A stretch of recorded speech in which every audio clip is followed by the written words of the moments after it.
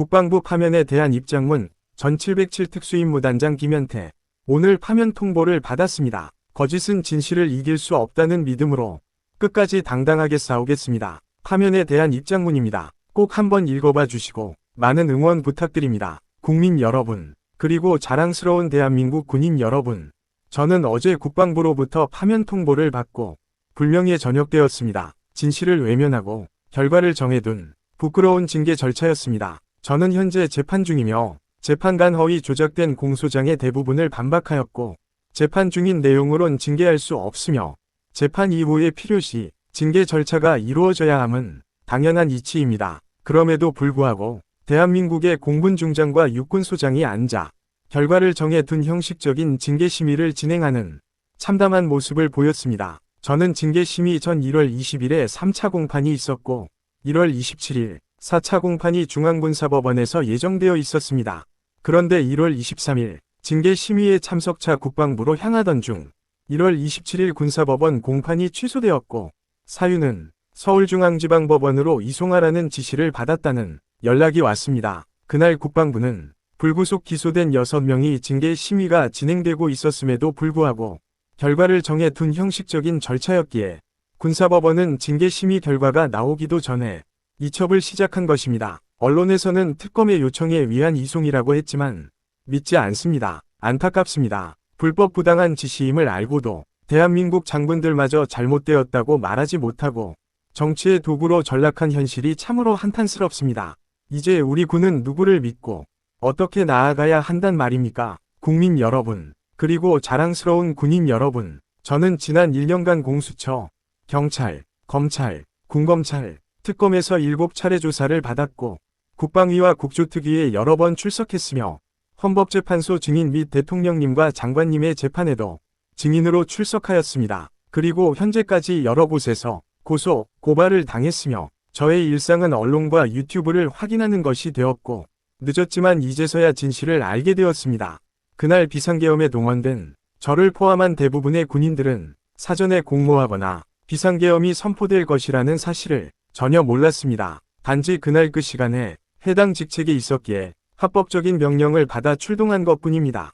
그리고 현장에 도착하여 테러나 테러에 준한 위협이 아니고 국회 관계자 및 일반 시민이라는 것을 알았을 때 부대원 각자가 도덕적으로 잘 행동해 주었고 비록 폭행, 폭언, 욕설을 당했지만 시민 보호를 최우선으로 주어진 건물 봉쇄 임무만을 수행하였습니다.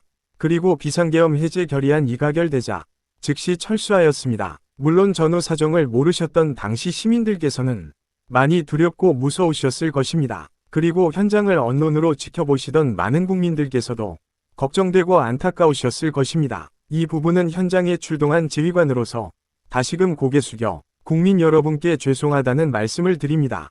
2024년 12월 9일 저는 전쟁기념관 앞에서 기자회견을 자처했습니다. 직무배제가 임박한 상황에서 두려움에 떨고 있는 부하들을 버리고 떠날 수는 없었습니다. 그저 국민들께 사죄드리고 부하들만이라도 살리고 싶었습니다. 그것이 전부였습니다. 저는 그날 예상치 못한 질문 세례를 받았고 출동 당시 기억과 복귀하여 알게 된 사실, 그리고 언론에서 보도된 정보들이 혼합되어 일부 잘못된 답변을 하였습니다. 그리고 검찰 조사관, 진실을 바탕으로 하나하나 해명하였습니다. 저는 사전 공모한 바가 없으며 현장에서도 국회의원을 체포하고 끌어내라 는 지시를 받지 않았고 본회의장이 어디인지도 몰랐으며 갈 의도도 없었습니다. 또한 당시 국회의원들이 모이고 있거나 비상계엄 해제 결의안이라는 법률이 있는지조차도 몰랐습니다. 하지만 사전에 공모하여 국회로 출동한 것이 아니냐, 본회의장에 가서 국회의원을 끌어내기 위해 창문을 깨고 들어간 것이 아니냐, 국회의원을 포박하여 체포하기 위해 케이블 타이를 휴대한 것이 아니냐 는 프레임 속에서 계속 공격받고 있습니다. 그리고 현재까지 국회에 도착하여 철수 지시가 내려진 2024년 12월 4일 1시 8분까지 긴박했던 79분간의 진실을 통화 기록과 증인 진술을 통해 하나하나 비교해 가며 해명하고 반박해 가고 있습니다. 저는 정치에 관심이 없었고 지금도 관심이 없습니다. 민주당도 국민의힘도 신뢰하지 않습니다. 저는 오직 부대와 부대원들을 지키기 위해 가짜 뉴스와 홀로 싸워왔고 국방부는 외면하였습니다. 이후 저는 필사즉생의 자세로 거짓에 맞서 싸우겠다 다짐하였습니다. 그리고 헌법재판소에서 가짜뉴스를 언급하고 성일종 위원장을 만나 2024년 12월 10일 국회 333호실에 있었던 박범계, 부승찬 의원의 행동을 사실 그대로 설명했을 뿐인데 그날 이후 저는 언론과 민주당의 표적이 되었고 허위 조작된 공소장으로 기소되어 재판에 넘겨졌습니다. 지난 1년간 거대한 입법부와 행정부의 싸움에 군이 동원되고 희생되는 것을 보았고 또 다시 정치 재판에서 군이 희생되고 무너져가는 모습을 보고 있습니다. 안타깝습니다. 레거시 미디어보다 유튜브를 신뢰하시던 부모님께 그건 가짜뉴스다. 너무 믿지 마시라 했던 제가 이제는 진실에 눈을 뜨고 있습니다. 대한민국의 국회는 무너졌고 언론은 이미 대부분 좌편향되었습니다.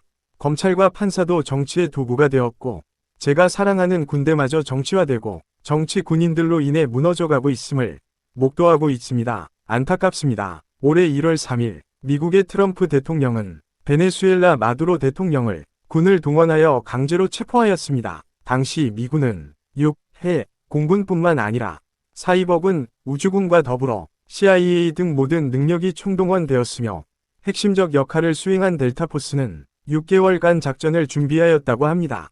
현재 미국에서조차 불체포 특권을 가진 한 나라의 대통령을 체포한 것은 불법이다 라고 주장하며 정치적 싸움이 치열하다고 합니다. 하지만 어느 누구도 체포작전에 동원된 군인에게 잘못을 따지진 않습니다. 6개월 동안 수많은 군인들이 작전을 준비했지만 작전 보안이 철저히 지켜졌고 그 누구도 정보를 누설하지 않은 것은 그만큼 국가가 군을 지켜준다는 확실한 신념과 믿음이 있었기 때문일 것입니다.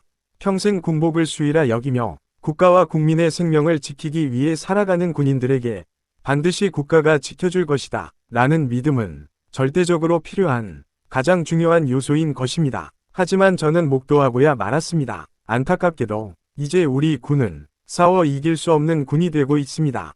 국방부 수뇌부는 자신들의 지시를 받고 출동한 부하들에게 너희는 내란죄를 저질렀다 며 강제 기소 휴직시키고 불법적 징계를 통해 파면이라는 최악의 불명예 전역 조치를 하였습니다.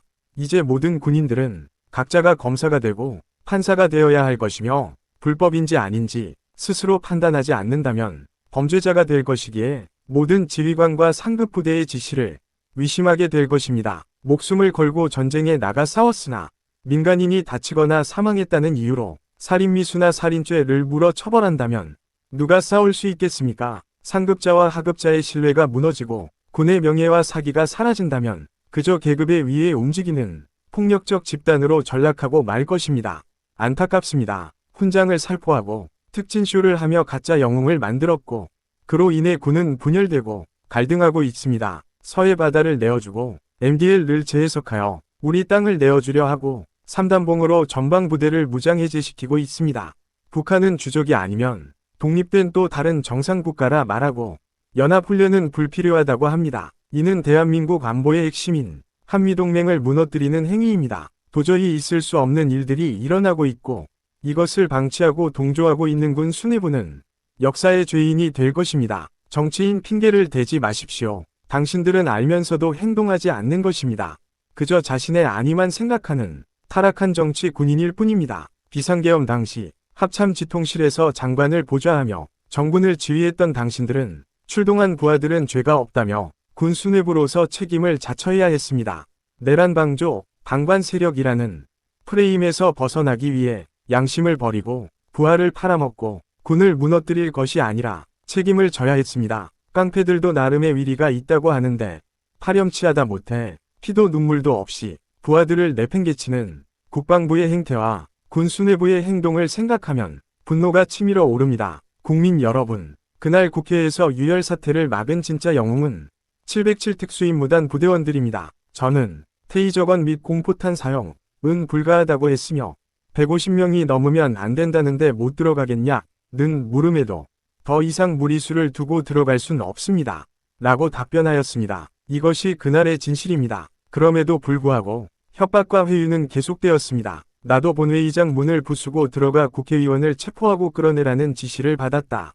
그리고 그 지시가 대통령 지시라고 했다. 하지만 나는 불법임을 알고 항명하여 유혈 사태를 막았다.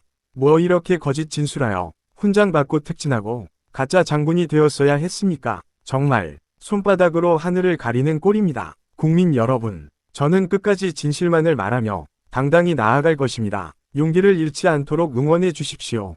그리고 제가 사랑하고 여러분이 사랑하는 우리 군을 지켜주십시오. 대부분의 군인들은 각자의 위치에서 최선을 다해 살아가는 자랑스러운 대한민국의 아들과 딸들입니다. 그리고 그들이 좌절하지 않도록 군의 명예를 지켜주십시오. 이제는 오직 국민 여러분만이 대한민국의 군을 지켜낼 수 있습니다. 자랑스러운 군인 여러분, 용기를 잃지 마십시오. 언젠가 여러분의 희생과 노력이 얼마나 명예롭고 자랑스러운 것인지 국민들께서 증명해 주실 것입니다. 각자의 위치에서 지금처럼 멋지고 당당하게 사랑하는 우리 대한민국의 국토와 국민을 지켜주십시오. 존경합니다. 감사합니다. 그동안 저는 군인 신분으로 가짜 뉴스와 싸우는 대 한계가 있었습니다. 하지만 지금부터는 더 적극적으로 거짓에 맞서 싸울 것입니다. 안규령의 총기 탈취 시도가 잔다르크로 둔갑되지 않도록 국민 여러분께 진실을 알리는데 최선을 다할 것이며 군의 명예를 되찾고 국민의 신뢰를 회복할 때까지 거짓과 정치 군인과 당당히 맞서 싸울 것입니다. 애국 시민 여러분과 진실을 알리고 계신 진짜 유튜버와 언론인 여러분 도와주십시오. 감사합니다.